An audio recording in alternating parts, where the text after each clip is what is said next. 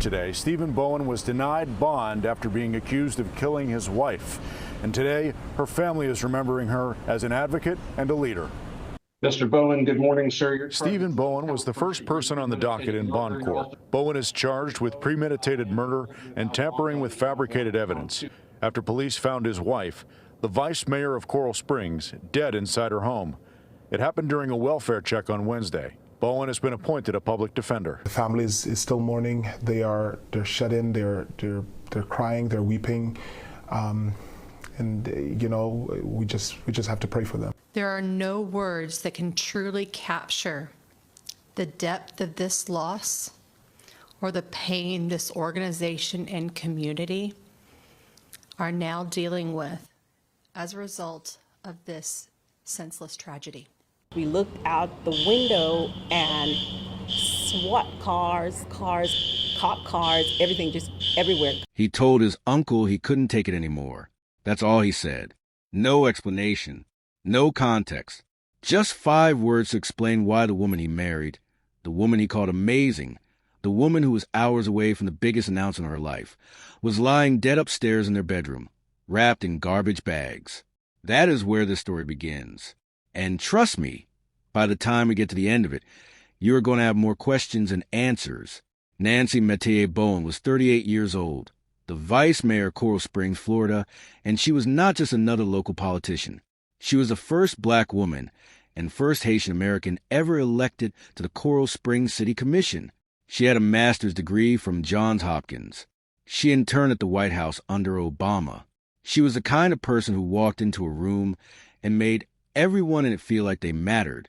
Her city manager described her as a light in every room she entered.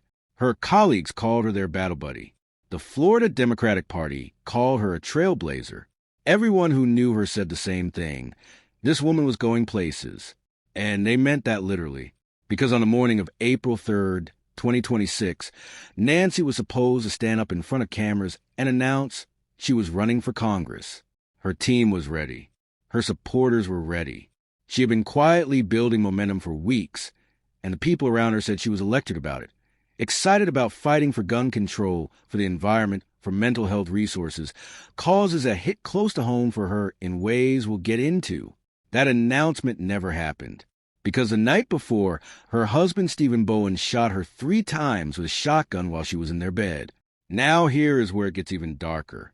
After he shot her, Stephen Bowen did not call 911.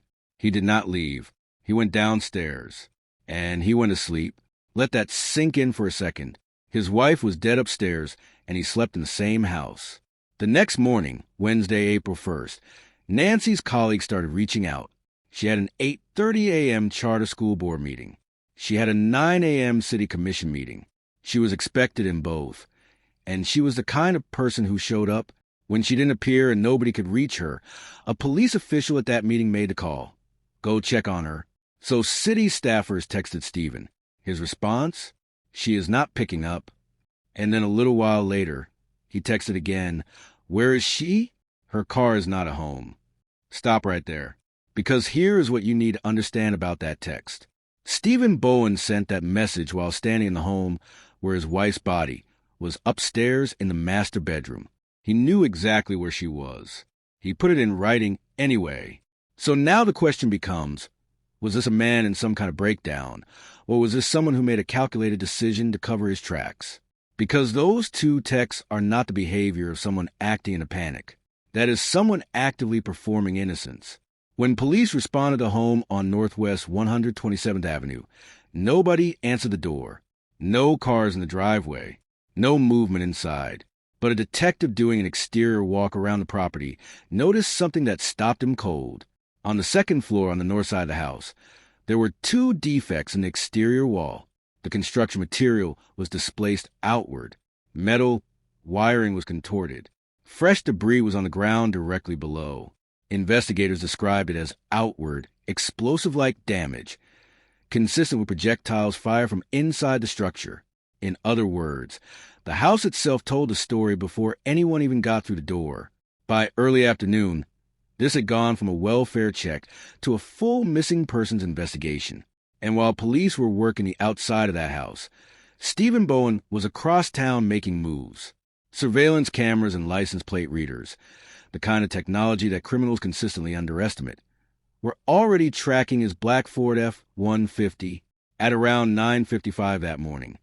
Footage showed him arriving back at the house. At 12:09 p.m., he left, and then at 1:39 p.m., Fort Lauderdale police located his truck in a parking lot in Plantation, about 12 miles south of Coral Springs. Officers watched as Stephen got out his vehicle, made contact with another man, and handed him a bag that looked exactly like a firearm carrying case, the kind used to transport rifles and shotguns. But here is where his own family became his undoing. At 1:15 p.m., before police even forced entry into that house, they received a 911 call. It was Stephen's uncle, a man named Owen Small. Owen told police that his nephew had shown up at his home earlier that morning asking him to hold something for a couple of weeks. He warned Owen he would need gloves or a bag to handle it. When Owen pressed him on what it was, Stephen told him it was a shotgun. So Owen asked him directly, "Did you shoot someone?" And Stephen said yes. He told his uncle he had shot his wife 3 times the night before, that she was rolled up in a comforter with a garbage bag around her feet, and that he had gone downstairs and slept. When Owen asked him why, Stephen Bowen looked at him and said he couldn't take it anymore. That's it. That was the explanation. 5 words for a woman's life. Owen Small did not cover for his nephew. He picked up the phone and called 911. And because of that call, the Coral Springs police SWAT team forced entry into that home through a rear sliding glass door. They swept the house room by room. And in the second-floor master bedroom, in the bed, they found her, Nancy Metayer Bowen, wrapped in blankets and black garbage bags.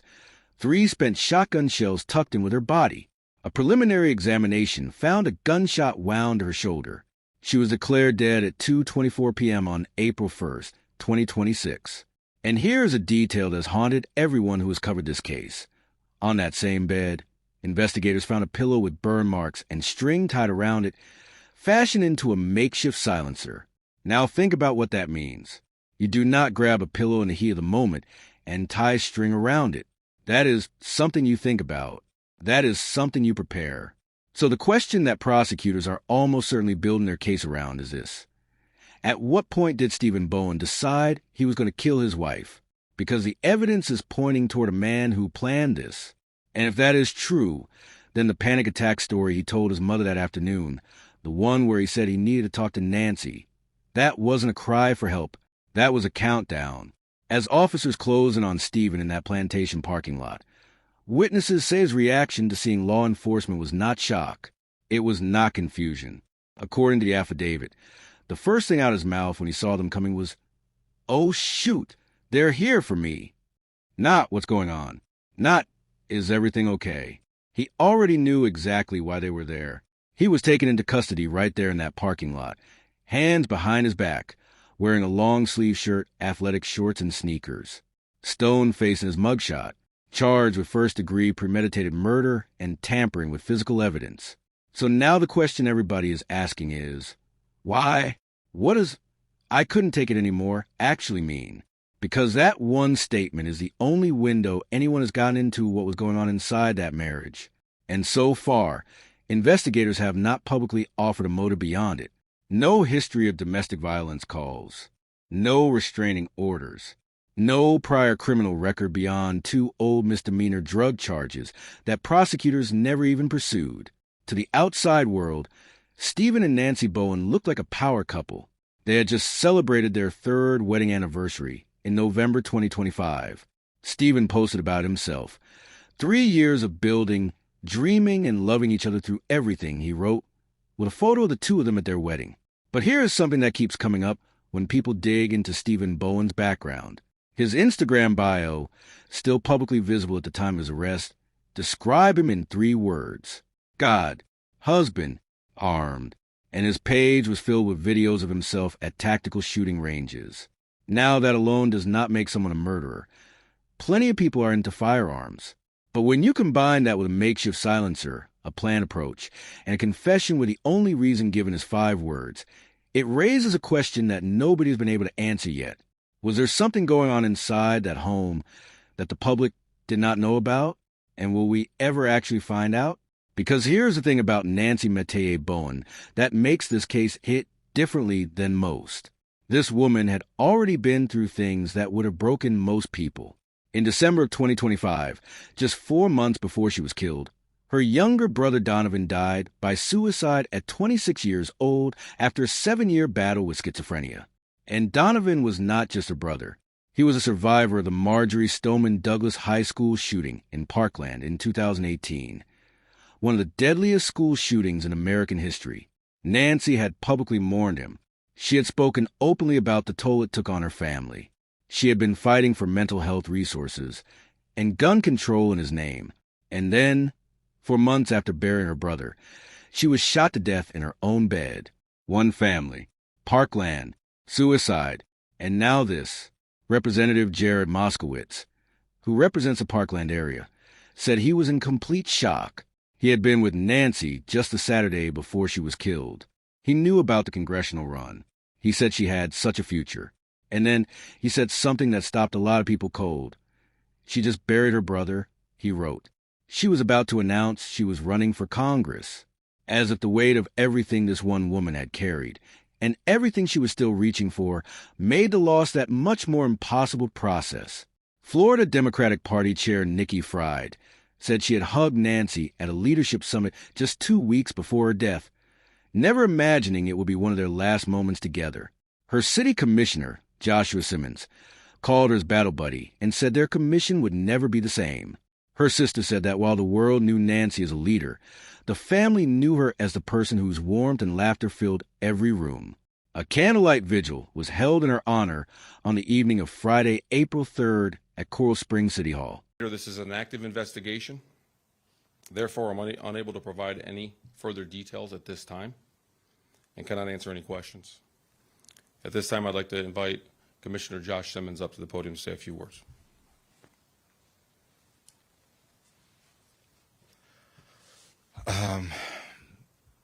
Good afternoon, everyone, or evening. Usually I love speaking at press conferences and talking to reporters, but this is not one of those days. Nancy was our colleague, and I'm speaking on behalf of our entire commission. Nancy was our colleague. I was our battle buddy. She had such a good heart. She truly cared about people. Even when people were saying some of the most horrible things about her and us, she still cared, rolled up her sleeves, went to every event that she could go to because she truly cared about people and making sure people had a relationship with their elected officials. And for anyone that knows me, they know that I can tend to be a little like an attack dog, and I was very protective of her. I would not let people mistreat her or talk to her any kind of way just because she decided to serve the people. And so my heart is extremely heavy. My soul is heavy. My heart is broken. We are just normal people. And to have to go home and deal with things, that's what we do. We come back out every single day and we work for the people. Our commission is incomplete. Our commission is incomplete. And we know that time is going to move and time is going to do its thing. But for us that are in this city, in the city hall, that have been touched or impacted by Vice Mayor Nancy Metayer Bowen, that is something, that is a loss that is going to take a lot of time to deal with. To the media, thank you for being here. But I am going to ask you one simple request. Do not turn this into a circus. Do not barrage our office trying to get answers. You have been given instructions. Please follow them. We are truly grieving right now. Our city will come together as we always do. Nancy, I loved you. You're my big sister. I was always happy to see you at all the events we went to together. I just saw you this past Saturday. Didn't think that would be the last time I got to talk to you. So all I'll say to everyone here, go home, hug your loved ones, tell them you love them, be close to them. I am praying for her family, who's dealing with yet another unimaginable tragedy. So please keep them in your prayers as well. And with that, I'll bring up our city manager, Catherine Gibbons.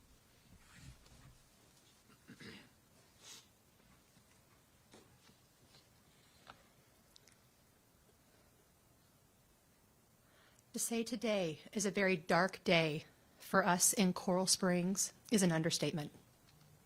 There are no words that can truly capture the depth of this loss or the pain this organization and community are now dealing with as a result of this senseless tragedy. What's worse is the tremendous grief that her family must endure. And if you knew Nancy, her family was everything. Vice Mayor Metayer gave us so much of herself to our city. She wasn't just a leader, she was the light in every room that she entered.